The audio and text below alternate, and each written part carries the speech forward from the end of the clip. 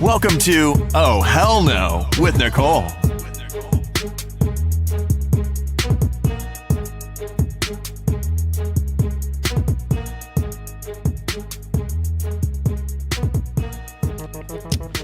Hello, everyone. Welcome to another episode of the Oh Hell No podcast. And today we have Andrea Rachel Parker. She's an actress. We've seen her on Power. She's currently on the Deuce, and I'm so excited to have her. Welcome, Andrea. Hello, hi, welcome. Thank you for joining us today. How are you? I'm doing very well, thank you. Okay, good. So now I'm going to get into my questions that I have for you so that we can get to know you a little bit better. So when did you decide that you wanted to become an actress? I kind of decided after I was already in school for communications, and before that, pre-med, on the pre-med track. It was kind of something I've always been in, and being that I was so familiar with it, I knew I had a passion for it. I knew that I loved to do it. I knew that it's always been something that was on my mind, but I wasn't taught that it was a viable career path, so I never pursued it. And as I was in school and doing other things, I saw that the people I grew up with, that I was actually in the performing arts with, that they were able to make careers out of it and that they were pursuing their dreams. And I figured, I'm not happy with my chemistry department where I'm at, and why not at least try? Because if they're doing it, I know I can do it. Wow, that's pretty awesome. Kudos to you, because a lot of people would just stay the straight and narrow path, and not venture out.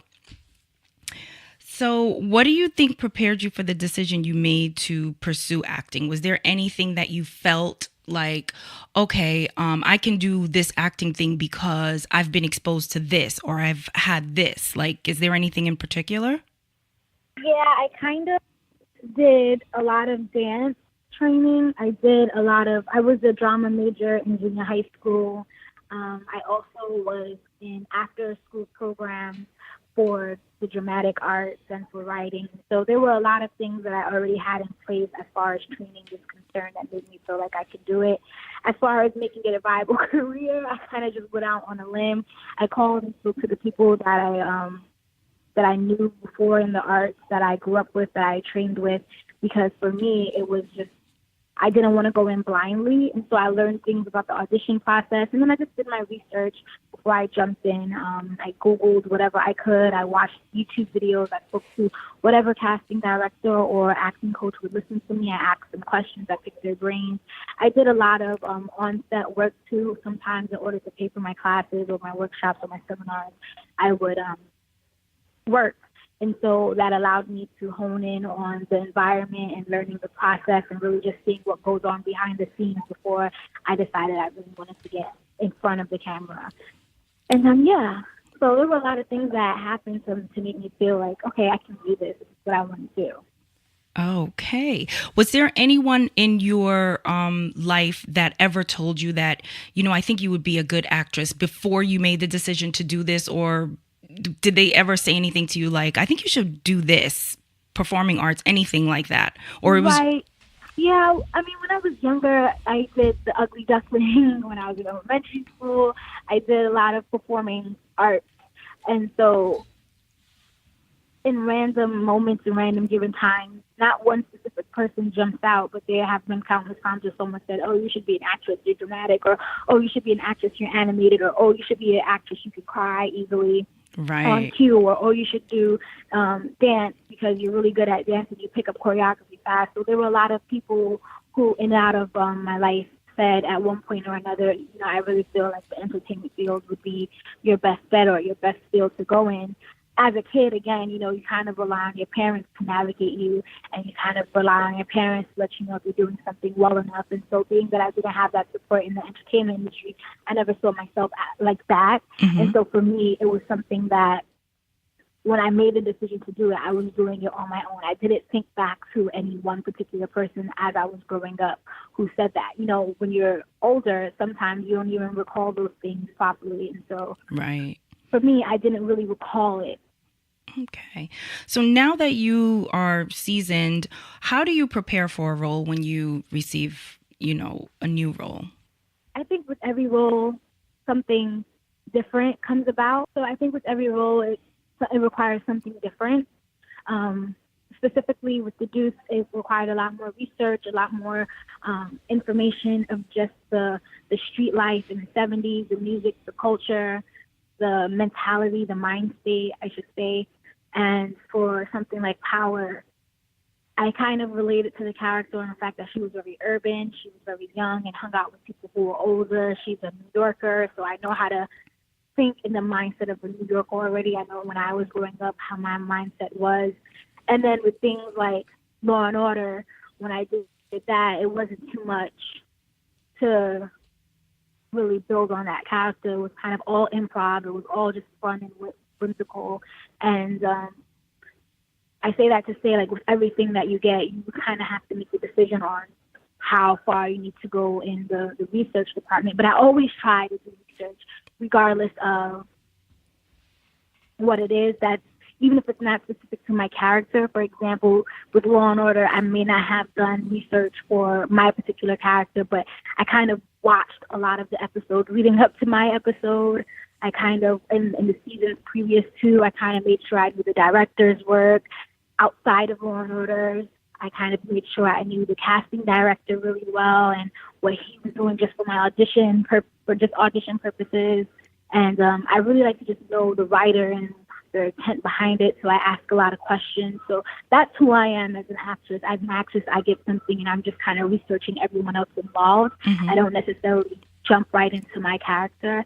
If there's a book or if there's a movie associated with the role or with the project that I'm working on, then I'll try to find that and I'll read that. I know that there's been times where I'll go into an audition like 2 days before, and it's based on a novel, and then I would buy the novel or find the audiobook, and that's all I do. Like I'll just get consumed with the information just so I'm more mentally aware. But it varies overall.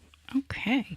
So I know that being an actress, you have to deal with a lot of, rejection as well as, getting roles. So how do you deal with rejection? Like if you're just not picked for a part because maybe you're just not right for it or whatever the situation is?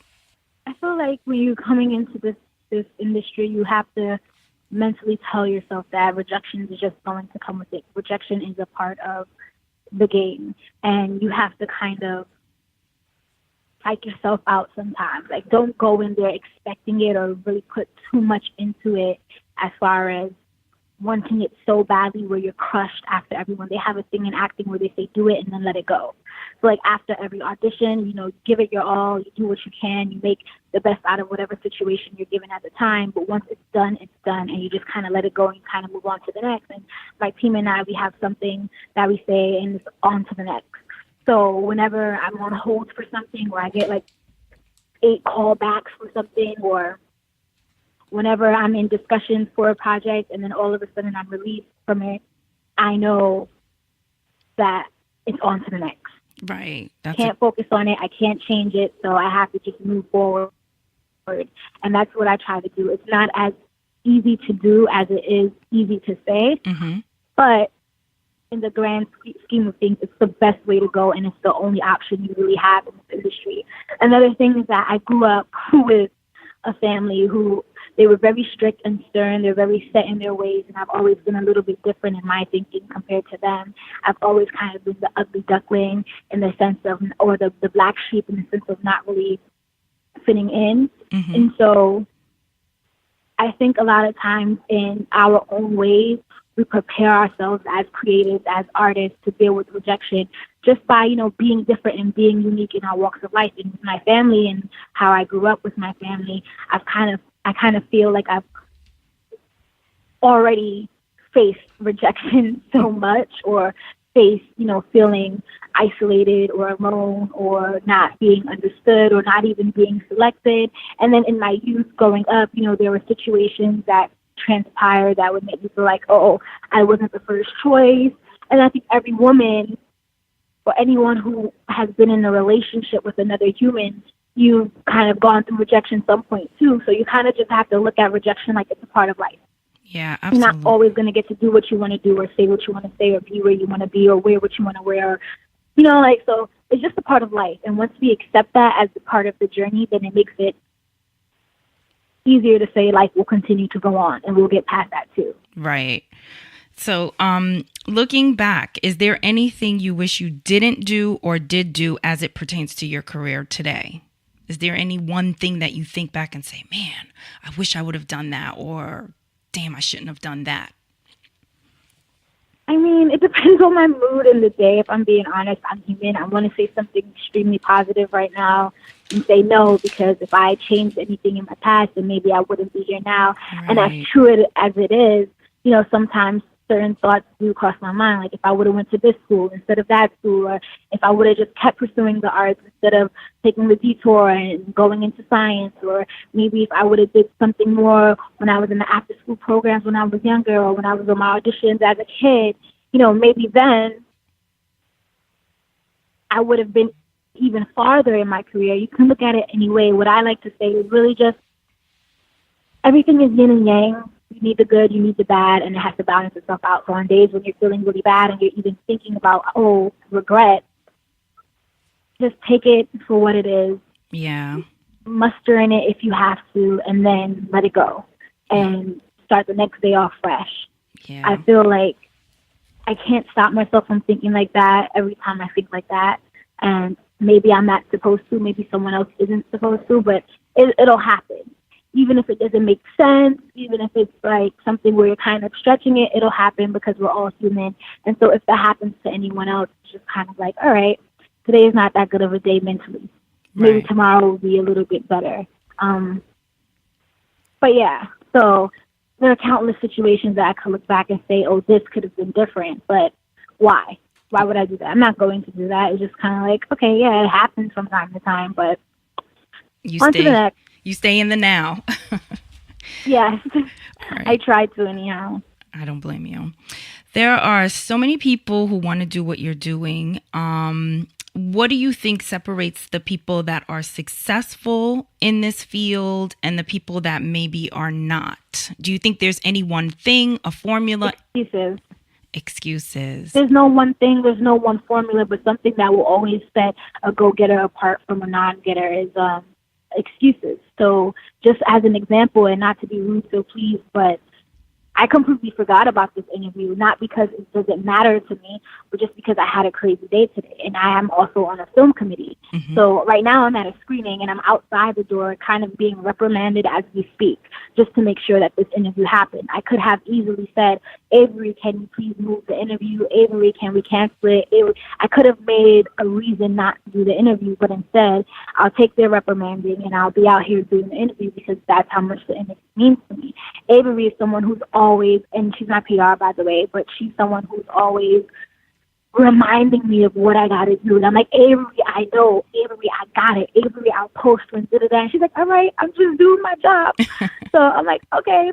And today, it's a good thing that Avery is as relentless as she is, and she does what she does, because had she not have reminded me, I wouldn't have made the call. Yeah. And so it's kind of like she doesn't make an excuse. She deals with her clients and she lets them say whatever. But at the end of the day, she's going to do her job no matter what, which is she's going to harass me. She's going to get on my nerve and she's going to tell me something that she knows I may say, I don't need you to do that. And that's a good thing. And I'm going to make sure that no matter where I'm at, what environment I'm in, there are no excuses. I'm going to get something done because I feel like this can advance my career. I feel like this is important. I feel like this is something that I want to do more than another thing. And I say all of that to say people make a lot of excuses. Mm-hmm. I agree. And I appreciate you for doing this interview. Thank you. No problem at all, by the way. I'm sorry that I even let it slip my mind, because I was really excited when I found out about the podcast wanting to interview me. But the point that I'm trying to make is a lot of times in the moment, the other things that we have to do seem just as important, if not important.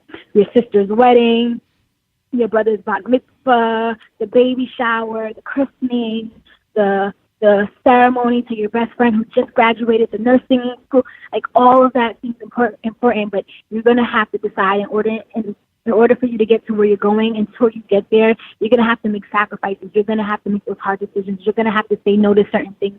You're going to have people hate you. You're going to have people not understand. You're going to have people questioning your decisions. You're going to have to take all the rejection, all the anger, all the hostility, and keep moving forward and keep putting it and planning it so that this way everything that you're doing now pays off in the future. My brother passed away in 2014, and the day that he passed away, I went to an audition.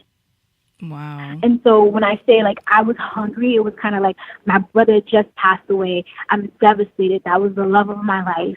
I took care of him. And I said, well, the only way I'm going to get to where I got to go is continuing auditioning. And the only way I'm going to get better at auditions is by auditioning. So no excuse, I'm going to go to my audition. Right. And a lot of times I hear people saying, oh, I want to act, but I can't do the dates that they ask me to come on set because I'm in school and I have to do X, Y, and Z in the third, or I'm also having my side job and they just gave me a really hectic schedule, and that's fine and it's legitimate and it's honest and it's true, but it's going to boil down to what do you want more? Mm-hmm. What's going to advance you more? And if you pick those other things, that's fine. That's beautiful and that's who you are. Great. But even if you don't make those tough decisions now, you're going to eventually have to make them later on. So start getting in the habit of making them now. Yes. And if you can't make them, that's fine. But understand that acting may not be, or the entertainment industry may not be the thing that you want as much as you say you do. Mm-hmm. A lot of people want the recognition and the fame and the attention and the money that they think is associated with it, but really it's not any of that. It's not for a really long time. It's more so just grunt work and just being in a position of being completely alone and focused. Yeah, I agree with you. I think that's important. So let me ask you, who or what inspires you?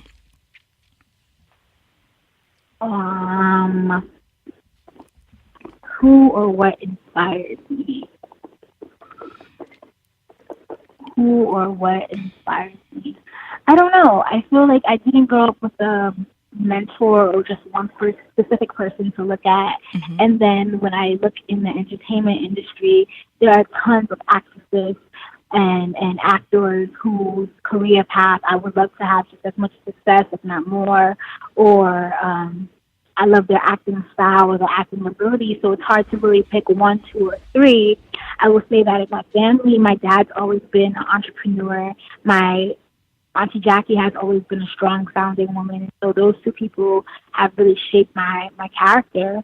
And in that respect, I give them, a shout out, because my dad, even though I wouldn't say he's like the best role model, he is someone who has always, in his own way, indirectly taught me to hustle, get your own money, and not make an excuse and be a hard worker. And my Aunt Jackie has always told me not to settle in her own indirect way. And so hats off to them.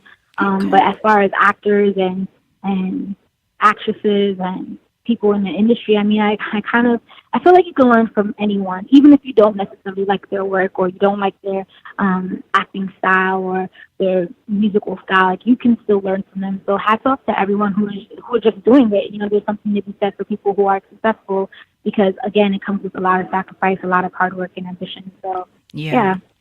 Okay, so what is the most valuable lesson you have learned to date, professionally and personally? You can just give me one thing that sticks out in your mind that you've learned along the way. The higher you get up there, the harder it will be to hold on to who you really are.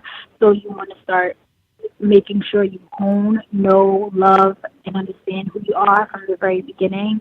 And you want to make sure you start putting things into position to kind of keep you grounded as you get further and further up. Mm-hmm. Make sure you don't have just yes people around you, but you have people who really care enough to tell you yes or no to something. Make sure that you have people who are not just with you because they think, or around you because they think that you're going to be this outright successful person, but they're really interested and they're vested in your peace of mind and being creative and really having new experiences and adventures. And because of that, they're willing to grow with you, and they're not going to just disappear when things aren't how they were seemingly before. Yes, that's good. So after you leave a room, what do you want people to say about you? Like when you first meet a group of people, or you just come in you have a conversation, and you walk away, what do you want to be the lasting memory or thing that they say about you as a person?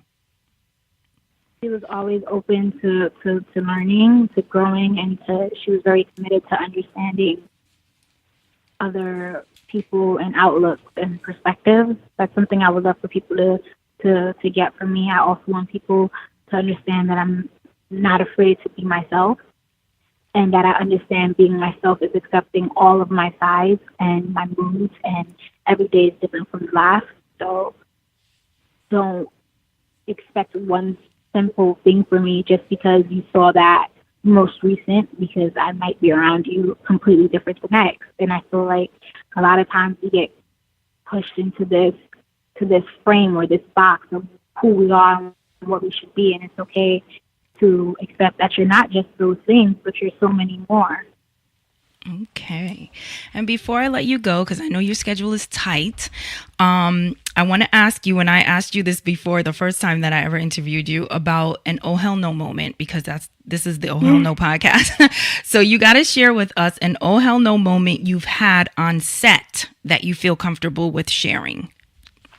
Yeah, on Power, I broke out into hives, and for like the whole day, I was like, oh, hell no. Like, what the hell am I going to do about this? Like, I cannot look crazy on set. This is Power. Everyone on Power is drop dead gorgeous. How dare I? And, like, I was frustrated and sad and scared and everything. But luckily, it didn't come out the worst. And on top of that, they were really, really good and considerate of how I felt. And they tried to give me Benadryl, and they gave me, like, ice for my face. And they were really good at making sure that it wouldn't appear on camera. So was it something you ate? I was appreciative of that. Was it something you ate, or it just was an allergic reaction? No, I think that the night before I moisturized, I may have moisturized something that was oily. Oh. And so even after washing my face that morning, the oil was kind of there. And then the makeup artist for that day, because sometimes the makeup artist changed, she was very adamant on, putting lots of makeup on. And she kind of caked it. And the makeup itself was oil-based. Okay. So all that oil on my face broke me out. And next thing I know, my face is itching, and I have hives, and it's just not a good look. And I'm freaking out. Like, I had a whole bunch of little bumps around my chin and my eye and my forehead. Oh, my gosh. Like, they're going to see it. They're going to see it. But that is definitely an oh hell no. It worked itself out. Well, I can't wait to see what happens with Bernice on the Deuce, because I'm still wondering if Bernice know what she got herself into. Okay? Yeah, girl. A lot of people are asking that question. I think Bernice is finding out. But the interesting thing about that is, if she's willing to be there in that environment, I wonder how bad her life was at home. You saw her working as a waitress. Yeah. So I wonder what her home life is like. I wonder that about all of the girls. Honestly, that thing that you said is just like, when I'm watching it, I'm like, my God, what, their regular lives were that bad? It's crazy. It's a really good show. I love it, and I love seeing you on it. And again, thank you so much. I wish you nothing but success in your future endeavors. And again, thanks for joining me on Oh Hell No. Thank you for having me. But thank you. Okay. Take care.